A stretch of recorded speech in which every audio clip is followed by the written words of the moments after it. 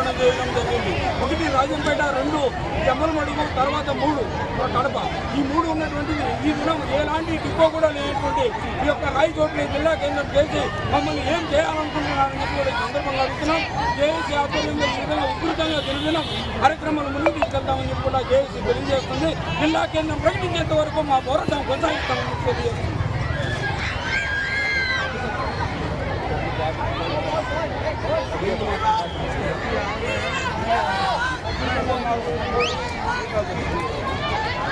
Okay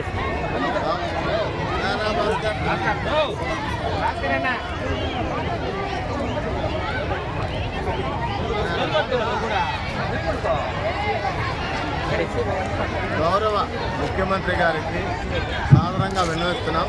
ఇవాళ sir గత 20 రోజులుగా జేఏసీ ఆధ్వర్యంలో రాజంపేట కోడూరులో ఉధృతంగా విద్యార్థులు కానీ మామూలు జనసందోహం కానీ రోజు లక్షలాది మంది రోడ్డు మీదకి వచ్చి అన్నమయ్య పుట్టిన తాళపాకని రాజంపేటని జిల్లా కేంద్రంగా ప్రకటించారు. రాయచోటి వద్దని ప్రతి ఒక్కరు భావిస్తున్నారు. కారణం సార్, రాయచోటి ఎటువంటి అభివృద్ధి లేదు, తాగునీళ్ళు లేవు సార్. రాజంపేట ప్రాంతం నుంచే మా బాలరాజుపల్లి రాజంపేట మండలం నుంచి తాగునీరు ఇస్తున్నాం రైతులు. అటువంటి ప్రాంతానికి డెవలప్ లేని ప్రాంతాలు నెట్వర్క్ కూడా లేదు. అటువంటి ప్రాంతానికి డెవలప్డ్ ఆల్రెడీ రాజంపేట డెవలప్డ్ దీన్ని ట్యాక్ చేస్తారు. రాయచోటికి చాలా అన్యాయం సార్. ఇంకోటి మీరు దృష్టిలో పెట్టుకోవాల్సింది, లక్షలాది మంది విద్యార్థులు ప్రతిరోజు రోడ్డు మీదకి వస్తున్నారు. వాళ్ళు ఫ్యూచర్ జనరేషన్ వస్తాయి సార్.